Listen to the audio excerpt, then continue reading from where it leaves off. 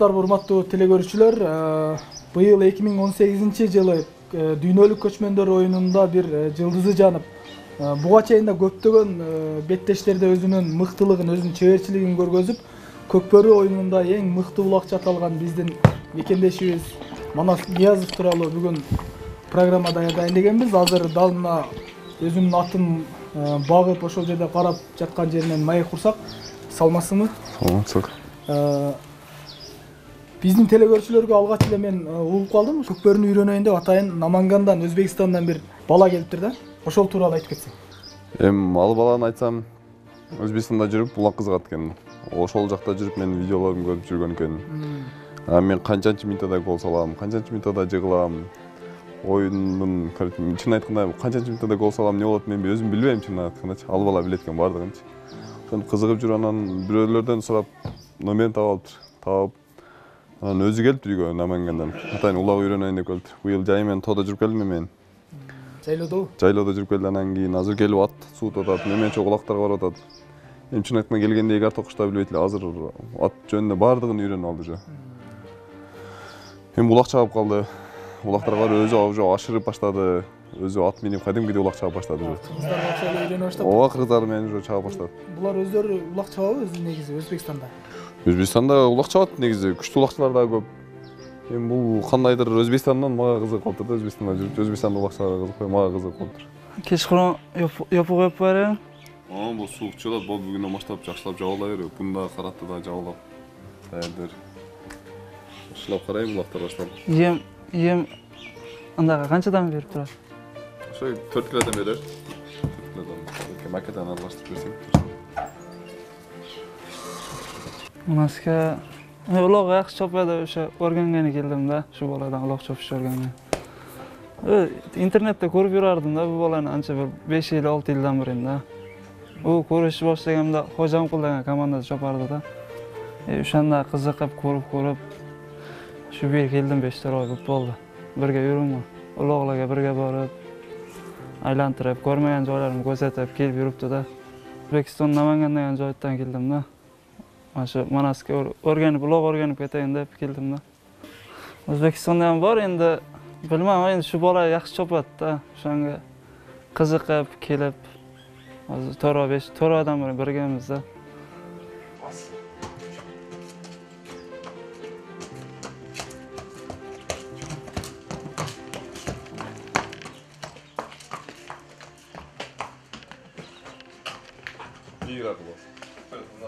Так.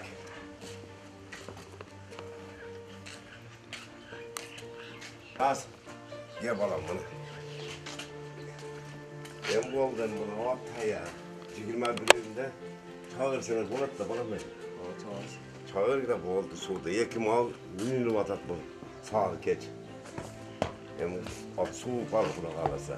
Apar 21'inde çağır giderler. Bana yerten bursunu günam cahit de cağsa salkım olur, işte olmayı kat. Yaxşı, bu oldu. Gel çıkmay жатқан neyse. Ben жақсы burada kalırsa bana жақсы suğdu. Çağırsın bana Жауырсын жауып al. Аттарды чын айтканда мен өзүм көчөдө көбүрөөк жүрүп калам. Улак болуп калат, сбор болуп калат. Мен өзүм аттарды карай албай калам. Анан кийин атам өзү сайыпкер атам болот. Мынча күн багасын, мынча жем бересин деп атам даярдап берет өзү. Анан минип суутуш керек буларды. Ошо минип суутат, анан кийин ошо азыр өзбекстандык бала дагы атама жардам берип, минип суутуп атышат. Атам экөөсү даярдап берип атат. Эми азыр биздин бардыгыбызга эле атам ат даярдап берет да. Силер 5 бир тууган экенсиңер, баарыңар улакка кызыгат экенсиңер да, улакчы болуп атыңар чыгыптыр ошол Көкбөрү тарабы. Сен ошо агаларын көрүп кызыктыңбы же кичинеңден өзүң кызыкчу эле кызыкчысыңбы? Же сен ошо агаларың, атаң ушул спортко чыгасың деп үндөдү? Алиги эң чоң өзү атам улакчы болгон да. Атама ээрчип жүрүп, акаларым атама ээрчип учкашып улактарга барчу экен мурун, суукта учкашып. Ошончо эң чоң акам Жанышкам чаптыр. Жанышкам ээрчип жүрүп, Башкам чапты, Башкам ээрчип, Банкам чапты, Кескем ээрчип жүрүп, мен чаптым. Ошо жаштыгыман эле ошо акаларым аттарын ушинтип суутуп берчү элем мен. Ошо суутуп берип, анан мурда порта жагып эле улакка минип барып берчү элем, алыс жактагачы. Ошо минип барып берип жүрүп, ошо отуруп көрүп жүрүп эле ошентип кызыгып кеттим. Ошо акелердин естип жүрүп кызыгып кеттим. Эми биз улак чапкан себебибиз атам улакчы болгон. Атамдан кийин акам жаныш, акам чапты. Андан аны көрүп мен чаптым. Ошо бизди көрүп, манас кичинекейинен эле өзү улак аябай кызыкчу да. Эртең улак деген күнү түнү менен уктабай, мен эртең алып алың менен барайын деп. Ошодон бир 2 саат, 3 саат кышта чилдеде суукта ат минип барчы. Көгөрүп, үшүп, барып аттан түшүрүп койсун. Улак бүткөндөн кайра ат жетет койсун, бай минип кет деп. Ошентип жүрүп, бизди көрүп өсүп чоңойду. Ошо улакчы ушу даражага жетти манас азыр. Манастын техникасы өтө тез. Кичинекейинде эле тийин эңмеге түшөм деп чоop келип эле эңкей биркелерди алып эле ошентип жүрчү. Ошентип жүрүп өсүп чоңойду да. Азыр мисалы үчүн биз мисалы үчүн чоң разгомдо улак эң албайчы элек, манас катуу разгомдо алат да, любой улакты алат. О, жеңил оор ылгабай алат.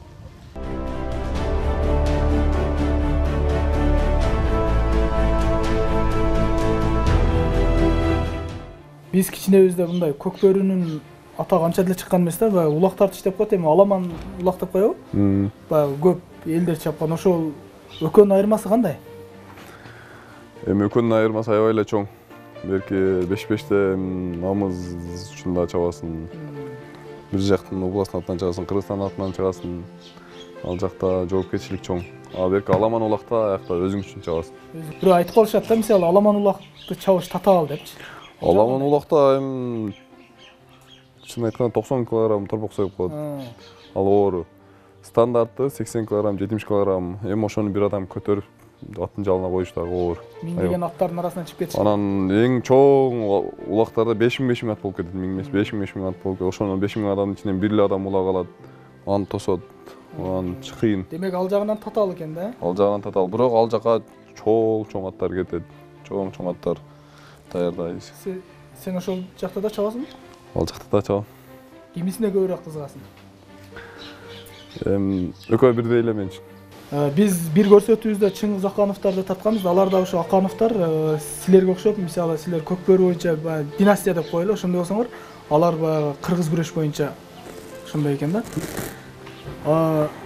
Бир утканда дейт, бир жылда 70 машина уткан экен деп элдер интервью бергенде айтты да. Силер байгеде бир жылда силерди аябай айтышат да, көп байге утат деп. Бизде общий эсептегенде биздики деле 70 болуп калса керек, общий 5 тубандыкты эсептегенде 70 болуп калат. Мен бир жылда бир өзүм деле бир 10 15 машина. Кээде бир жылда 5 машина болуп калат. Анча-мынчадай 10 машина утатам бир жылда. Общий 5-10 эсептегенде ошо бизге да барып калат көп эле. Бул суроо мындай да. Мисалы ушул улак менен көк бөрү менен жан бакса болобу деген сөз. Мисалы бир жерде иштебей башка жакта. Азыр чын айтканда мен ичерде иштебейм. Шу улак менен болот тиричилигим меники да. Тиричилик. Улак менен болот. Манас мен кандай дейин балам, жашындан биз чарбада жүрдүк да. Бизде мына Күзөр совхоз деп коет эле. Күзөр совхозда мен 25 жыл совхоздун жылкысын бактым улум. Өзүм ошо совхоздун жылкыларын багып, иштеп ошол жерде. Анан балдардын баардыгы мен менен кошо жүрүп, тоо ташка кошо чыгып жүрүп, акасы улакчы болгон. Акасын үргөттүм улакка, өзүмө ээрчитип жүрүп. Анан манасын үргөттүм. Байшымы. Анан манастарым, ошо кыяздарын, баямандарын баарды кошо жүрүп эле, ошо чарбада жүрүп эле, ошо атка жакын болуп калышып эле улакка эме болушту да. Ошо улак чабып, акасы чабып, анан үкөлөрү ичип, анан манасын болсо ошо акалардын атын карап, ошо улакка кошо барып жүрөт эле. Ошентип анан манасын улакчы болуп кетти. Кудайга шүгүр эми балдардын баардыгы ошо таза чабышат, улакты мен мындай кетип атканда айтам, балам бирөө менен жаңжал кылбагыла, урушпагыла, бирөө бир камчы урса силер күлүп кое бер, кыйшайып. Иштек болбойт ондон деп коем.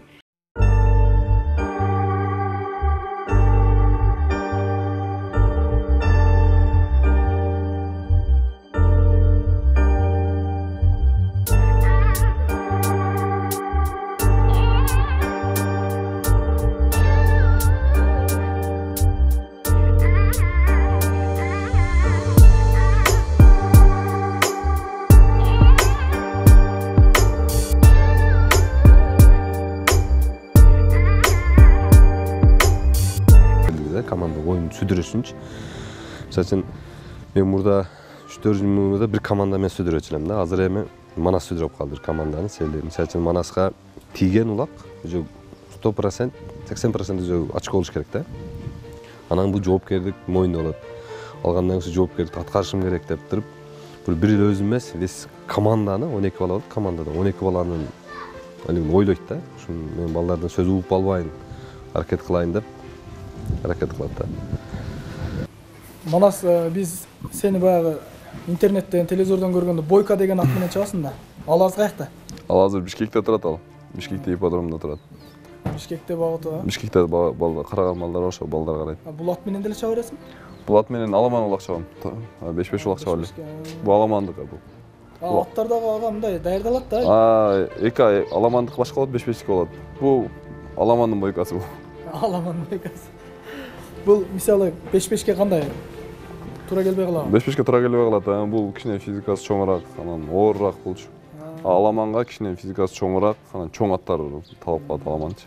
Мисалы ошону кантип үйрөтөсүңөр? Мисалы баягы бирден чыкканда улакта тосотку аттар жаттап, ошону кантип үйрөтөсүңөр? Аны эми аттын кичине нарагынан да болот, анан дубалдын кырына коюп алып урдурат. Анан ошентип ал сразу эле үйрөнүп кетпейт. Оюндарга чыга берет, аттар менен аттар жата берет, анан 2-3 жылда ошону ташап калат. Кадимкидей эле адамга окшоп эле мынандай дабысын салып тосот. Адамга салып ошону. Анан бир оюндун алдында да бир 2 ай мурда барабыз да биз. 2 ай мурда баралып сбор кылабыз. Анан күндө ат минебиз, ошолорду үйрөтөбүз. Өзүнүн аттарды үйрөтөбүз, казанга салышын үйрөтөбүз. Тилек каршыбыз жок экен да Бойка, ошол машыктыргандарды көргөзөйүн дейм. Тилек каршыбыз бул жерде болгондо кичине көрсөтүп бермекпиз го. Кандай машыгууларды өткөрөсүңөр ушул улакка даярданыш үчүн өзүңөр? Эми биз 12 бала чогулабыз. Как положено сбор болот. Түнү көчкө чыкмай жок. Строго эле карайт бизде. Эртең чуркап атат.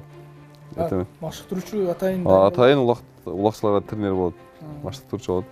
Эртең чуркап атат, турникке чыгарат, бруска чыгарат, кечинде дагы футбол ойнотот. Канатка чыгабыз, таш көтөрөбүз. Жакшы эле. Демек, берки спортчулар кылганды силер бардыгын кыласызбы? Бардыгын кылабыз. Как положено сбордо жүрүп кылабыз. Башка спорттон эмне айырмасы бар ушул көк бөйрөнүн? Башка татаал же оңойлуу же кыйынбы?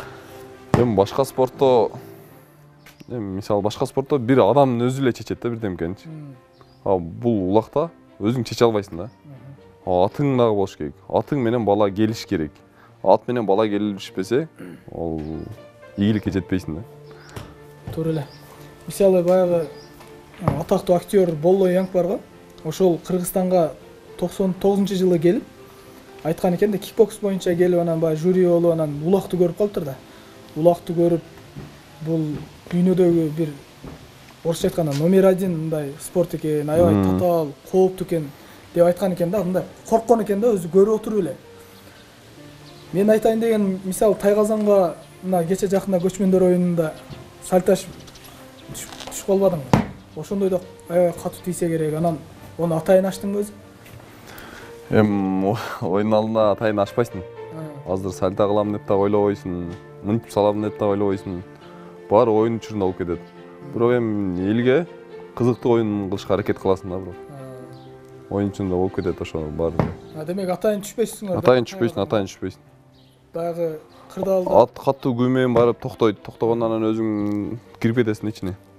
Бул жакта бармайса колдо улак бар ырыт ошо. Колуң бошобойт, эки колуң тең. Эки колуң бош эмес, өзүң мынтип барып ырытканда ат токтойт. Өзүң колуң бош эмес, кармаган эчтеке жок, өзүң кирип кетесиң ошондо.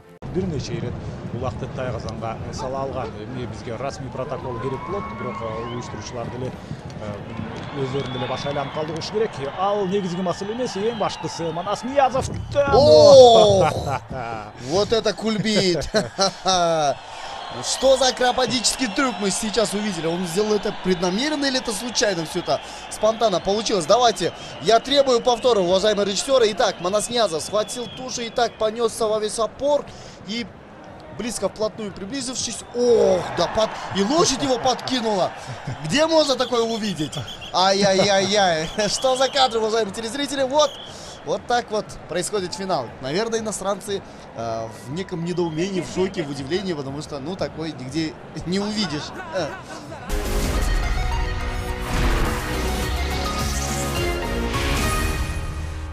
Манас мырза, айтсаңыз, мисалы башка спорттордо ушундай бир мелдештерге даярдаганда мындай режимди сактайт да, тамак аш боюнча. Силерде дагы ошондой сакталабы? Башкаларда? Бизде наоборот көп берет. Күчтүү тамактанабыз биз, наоборот. Чучук жейбиз, карты каза жейбиз.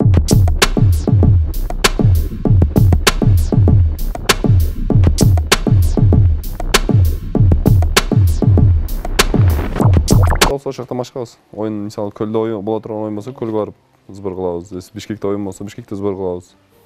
Сиз кайсы командада ойноп атасыз ошондо? Мен азыр Достук деген командада ойноп атам. Кыргызстандын сборный командасы бар да? Кыргызстандын сборный командасы бар, ага дагы быйыл чаптым. Ошо курама командага кандай кылат? Мисалы, ар бир командадан мыктыларын алып тандап кошобу кандай? Азыр квота деген нерсе бар. Акыркы оюндарда кайсы команда утса, ошол командадан бир 6 бала чыгат. Анан калган командадан терип алышат балдарды. Мисалы, баягы мына оюнда Манас Ниязов 30 улак таштады. Бул мынанча таштады. Быйыл канча таштадыңыз сиз Тайгазанга? Мен көчмөндөр оюнунда 18 улак салыптым Тайгазанга. Рекорд канча, мисалы? Рекордду ким койгон ушул убакка чейин? Эң көп ким? Андай жактарды эсептелик. Эсептелик да. Ошо сиз да аябай айтып атты да, Манас Ниязов көк бөрүнүн Мессиси депчи. Өзүңүз окуп аттыңызбы ошо? Окуйбуз. Элдер мисалы.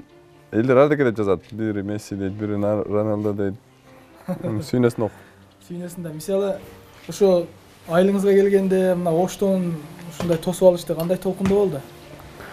Чын айтканда 2016 келгенде эч ким тоскондо эмес, иштеке кылган эмес 2016-чы. Быйыл өзгөнүн зам акими бар, Болот Тойкомаев деген.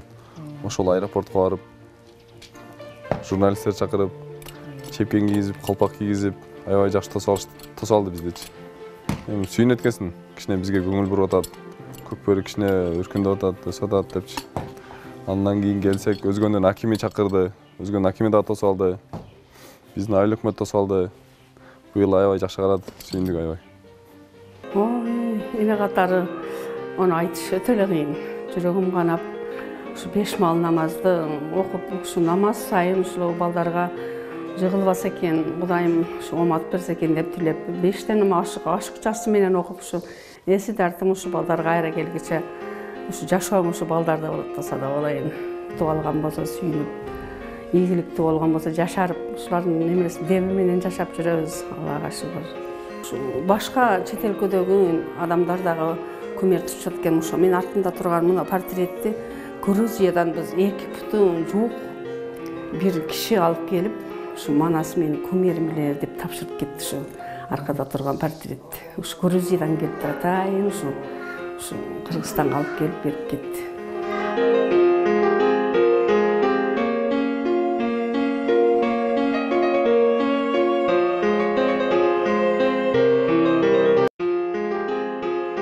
Ушу сиздерге рахмат чоң, ушунча Кыргызстандын желегин үй бүлөңүздөр менен желбиретип, өзгөчө сизге рахмат, ушунча балдарды тарбиялап, кыргыздын керегине жаратып тарбиялапсыз.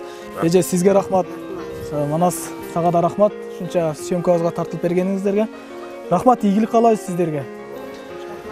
Урматтуу телекөрүүчүлөр, бүгүнкү көрсөтүүбүз ушуну менен соңуна чыкты. Жолугушканча.